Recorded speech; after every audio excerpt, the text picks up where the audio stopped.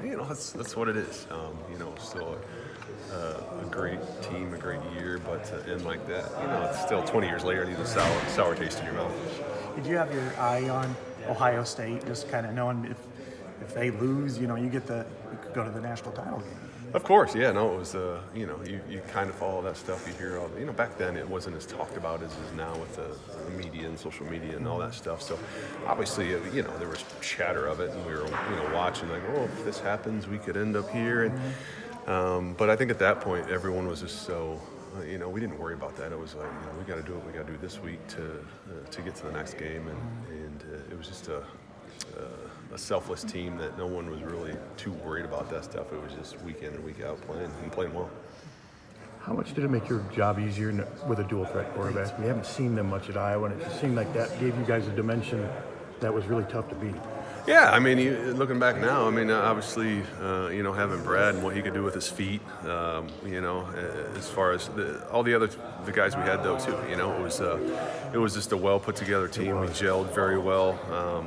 And to have a guy like Brad at quarterback, it was obviously it's very helpful what he could do and get we made a mistake or he could get us out of a sticky situation. So it was there's not too many Brad Banks around either. So it's everybody wants that every year for the University of Iowa, and it's not the reality of it. Yeah, we'd love that. We'd love to have him every year for 25 years. But there's just that's recruiting and where guys choose to go. But for us, it was another huge dimension of our team.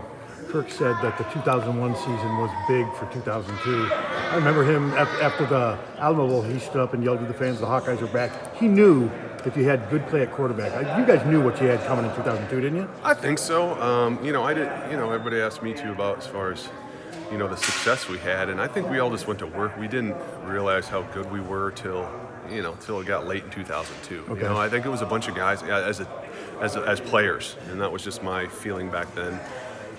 Was that we didn't really think of that. Oh, we've arrived. It's like, oh, we got to work. We played hard, worked hard, had fun after games, but it was never like, oh, we're here. Like, obviously at the end of the year, it's like, oh, we're a pretty good team. I think we all realized it, but I think the mentality of guys throughout the year, it wasn't. We didn't come into that year like, oh, we're going to be this great team.